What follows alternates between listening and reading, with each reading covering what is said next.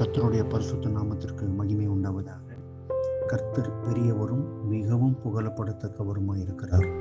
அவருடைய மகத்துவம் ஆராய்ந்து முடியாது என்று வேதம் சொல்கிறது. நாம் ஆராதிக்கும் நமது தேவன் அகில உலகத்தையும் படைத்தவர், வானத்தை பூமியை சிருஷ்டித்தவர், அண்ட சராசரங்களை உருவாக்கினவர். அது மாத்திரமல்ல, சகலமும் அவர் மூலமாய் உண்டாயிற்று. உண்டானது ஒன்றும் அவராலே அல்லாமல் உண்டாகவில்லை. இப்படி அவருடைய மகத்துவத்தை நாம் சொல்லி முடியாத அளவுக்கு அனைத்தையும் சிருஷ்டித்து இந்நாள் வரைக்கும் அவருடைய ஆளுகைக்குள் வைத்திருக்கிறார். எனவே நாம் சோர்ந்து போக வேண்டிய அவசியமில்லை.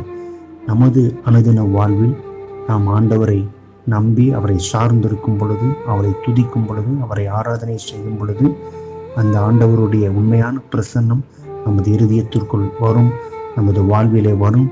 நிச்சயம் சூழ்நிலைகள் மாறும். ஜெபிக்கலாமா?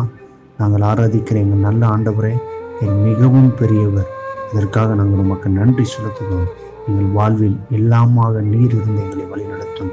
இயேசுவின் நாமத்தில் ஜெபிக்கிறேன் நல்ல பிதாவே, ஆமென்.